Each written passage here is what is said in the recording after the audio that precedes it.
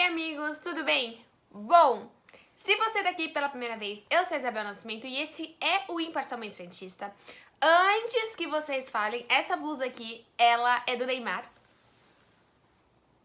Dá pra ver?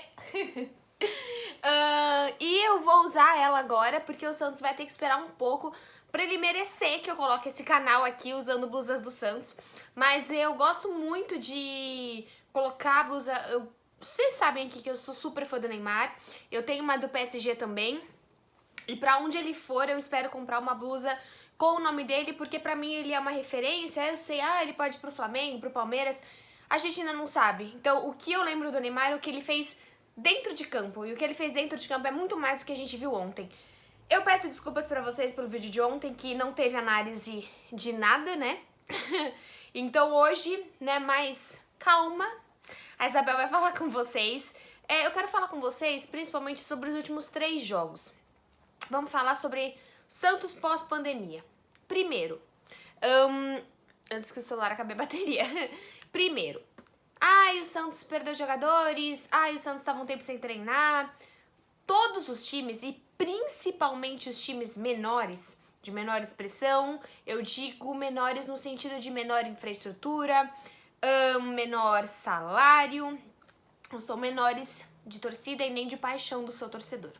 Os times menores, como os que estavam muito bem, como o Mirassol, como o Santo André, como o Red Bull menos, né, que ele tem uma estrutura, perderam em número de jogadores. Acho que o Mirassol perdeu mais de 10 jogadores. Quem viu o jogo do Mirassol viu lá o atacante, o Zé Roberto, que tinha acabado de ser chamado pra jogar no dia anterior e foi jogar. Então, assim, a gente não pode, de maneira alguma, colocar que o desempenho do Santos tem a ver com a pandemia, porque a gente nivelou o futebol regional para baixo depois da pandemia, desde o condicionamento físico até a questão de dentro de campo, de tática e técnica, né?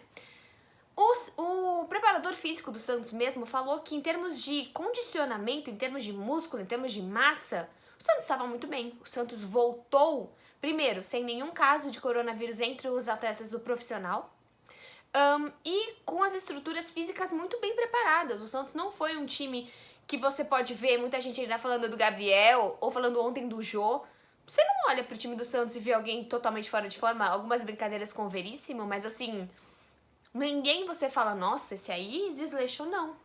O time do Santos não foi um time que perdeu nesse sentido. Então eu acho que isso a gente não pode levar em conta como fator negativo e, mais importante que isso, como uma desculpa.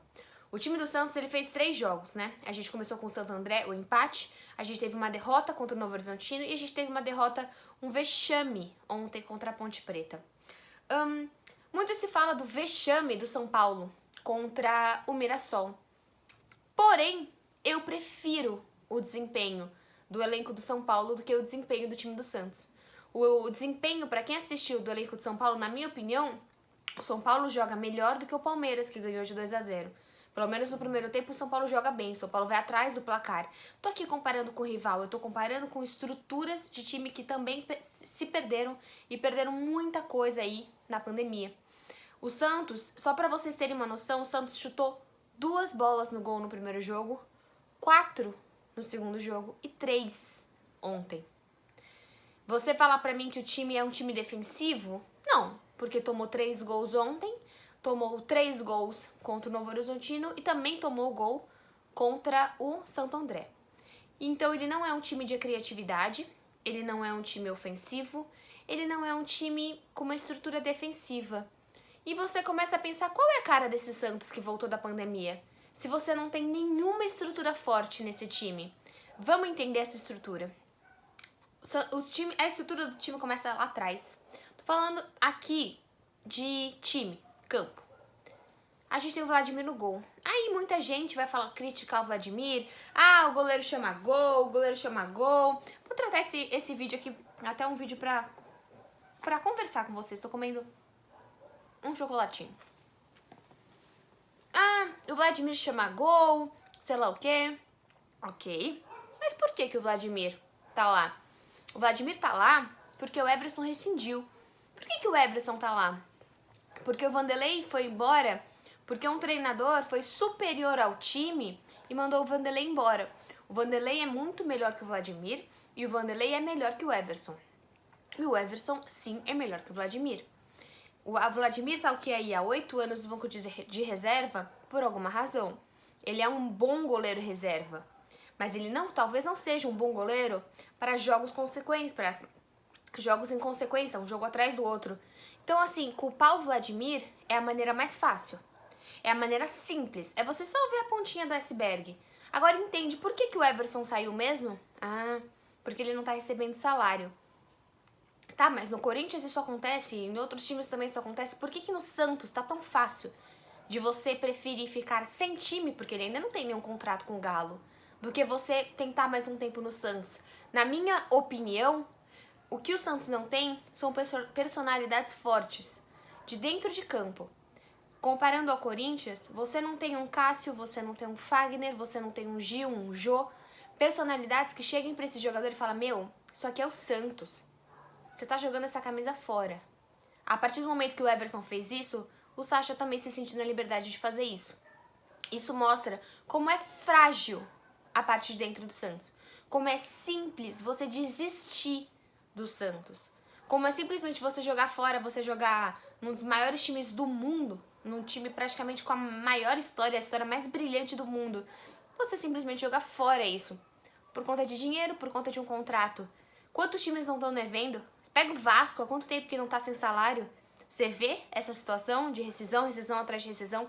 Não vê. E eu acho que isso parte muito, por exemplo, eu gostaria de ver mais o Renato. Renato, sei lá, se você assiste esse canal, eu fiz uma pergunta pro Calil, quem viu a entrevista com o José Calil, e perguntei o que o Renato faz. O Calil não sabia responder. Hoje o Santos, ele tem no atleta, o capitão Alisson, que não é um atleta que eu vejo que consegue trabalhar o elenco. Poderia ser o Sanches, mas o Sanches foi expulso no penúltimo jogo. Então, quem é um atleta de referência hoje no time do Santos? Muito se criticava do Vitor Ferraz, mas era um atleta referência. Era um atleta que nesse momento chegaria no banco e falava, levanta a cabeça e joga. E bola pra frente. Não era um atleta que você via fazendo o corpo mole, tem suas dificuldades, mas o jogo de ontem foi um jogo de atletas que não estão com vontade de defender a camisa do Santos. Tem suas razões e justificativas, mas eu sinto falta de um cara que chega neles e fala, meu, engole o choro e joga. Isso aqui é o Santos, você vai receber o seu salário. Isso aqui é uma pandemia e a gente está passando por uma desorganização política nesse momento. O Santos está desorganizado. Beleza, a gente passou ali no gol. Zagueiros. O que eu senti falta nesses 3 jogos? A gente basicamente jogou com o Luan Pérez e com o Veríssimo. Eu queria ver o Alex. Eu queria ver o Wagner Leonardo. Eu queria ver esses jogadores. Porque assim, se não é pra eu ver agora, eu vou ver quando? Na estreia contra o Red Bull? Ou eu vou ver no Maracanã? Eu vou ver na Arena do Grêmio, eu vou ver no Allianz Parque, eu vou ver no Beira-Rio, eu vou ver... Aonde que eu vou ver esses jogadores? Senti falta. O Luan Pérez, ele é um jogador que ele consegue muito mais sair com a bola, ele tem mais habilidade no pé, por exemplo, sei lá, que o Gustavo Henrique, mas que ele, pelo tamanho dele, poderia tirar mais bolas de cabeça, que é o grande problema do Santos. O Veríssimo já é um cara que eu acho que sabe do seu potencial, sabe que ele vai receber uma proposta uma hora ou outra, ele sabe disso, ele é um dos melhores zagueiros do Brasil, top 3 do Brasil, talvez. Não tô pensando em outros, mas por aí. Ele sabe da qualidade dele. Ele não tá com vontade de jogar. Ele não tá com vontade de ficar nessa desorganização. E eu não vi o Veríssimo realmente dando o melhor de si. Porque a gente já sabe que ele é o melhor, os melhores zagueiros. E ele quer ir embora. E ele sabe que se chegarem agora e oferecerem 4 milhões, 5 milhões, ele vai embora. O Santos precisa de qualquer milhão, qualquer dinheiro. O Santos não tem dinheiro e vai acabar vendendo os seus melhores jogadores porque simplesmente qualquer grana que entre é importante. É importante para pagar a folha salarial. Continuando aí mais pra frente nesse time do Santos, é um time que teve 40% de posse de bola nos últimos jogos. Então o que eu disse, não é um time defensivo, não é um time ofensivo, não é um time de criação e não é um time que fica com a bola. É um time reativo. É um time que faz 14, 15, 17 faltas por jogo. Fez mais faltas que a Ponte ontem. É um time de reação. Não é um time de qualidade de criação. É um time que perde a bola pra perceber. É reativo o Santos hoje. Isso é um problema, porque ele reage na violência, ele reage na falta de criatividade. Bom, mais pra frente a gente perdeu nesses últimos tempos, por exemplo, o Brian chegou e não deu certo, o Cueva não deu certo, o Evandro foi embora, toda a criatividade de meio de campo foi perdida. E as pessoas falam, por que do Jean Mota? Porque você cria com quem hoje, no jogo de ontem? Se o Sanches não tá inspirado, como ontem não estava, quem que o Santos cria? Não tem criação nesse time do Santos. O Pituca não é um jogador criativo, nunca foi, nunca será. O Alisson muito menos. A criatividade teria que partir ou do Sanches ou talvez do Jean Mota. Usamos pouco, não colocamos, usamos o Anderson Ceará, usamos o... Peraí que tá tudo anotado. O Sandro num jogo, mas não lembro. O Ivonei, se eu não me engano, não entrou nesses últimos 3 jogos. Então assim, a criatividade que a gente poderia ver da base, não vimos nesses 3 jogos. Para que serviram esses 3 jogos? A criatividade a gente não viu e a gente percebeu que a criatividade lá na frente faz falta. O Sacha. Porque do jeito que os nossos pontas jogam, eles não deixam um 9 parado. Eles não deixam esse 9 confortável. Ele precisa de um 9 que se movimente. Se não é o caso do Uribe, esse pode ser o caso do Caio. E o Caio não se demonstrou ainda na sintonia com esses jogadores. Acho que o Caio ele entra um pouco melhor nesse jogo. Mas, por exemplo, ele não tá na sintonia, como o Reniel também não conseguiu entrar na sintonia, como o Uribe também não conseguiu entrar na sintonia, como o Yuri Alberto também não conseguia entrar na sintonia. Olha a quantidade de centroavantes que a gente tem e a gente criou um jogo em função do Sacha. Mas a gente perdeu esse Sacha. A gente não tem mais esse 9, falso 9. O Santos precisa entender que esses pontas rápidos, porque pra mim, os jogadores de maior garra do time do Santos nesses últimos 3 jogos foram os 2 pontas. Marinho tem seus defeitos, se arrependeu pelo que aconteceu, pelo ocorrido, mas eu não vi em nenhum momento falta de vontade. Vi perdendo a cabeça, vi até vontade demais, mas falta de vontade de Soteldo e Marinho eu não vi. Então o Santos precisa entender como que ele vai jogar com esse 9, que não é mais o Sacha, ponto. Agora, que a gente já tá passando por todas as fases aí do gramado, tem os laterais. Por que não ter testado mais o Madison? Eu testaria mais ele. No segundo jogo entraria o Madison de titular. De titular. O Pará ontem não jogou bem. Qual foi o jogo? Vocês me corrigem. Eu não sei se foi Santo André ou Novo Horizontino, que um dos melhores atacantes no começo do jogo estava sendo o Pará. O Pará tava jogando bem, mas eu queria ver mais o Madison. Ontem o Pará não jogou bem. O Pará é um líder que poderia estar sendo mais líder em campo. Não é um líder de bola, mas é um líder, um cara que conhece muito de Santos. E talvez ele pudesse ser uma voz ativa. Não sei se ele tá tentando ser, né? A gente não sabe como tá lá dentro. E aí, na outra lateral, você tem o Felipe Jonathan, que eu gosto. Acho um cara que não sabe tanto na parte defensiva. Às vezes era melhor na parte ofensiva, mas que nesses 3 jogos não jogou bem. Felipe Jonathan não estava bem esses últimos 3 jogos.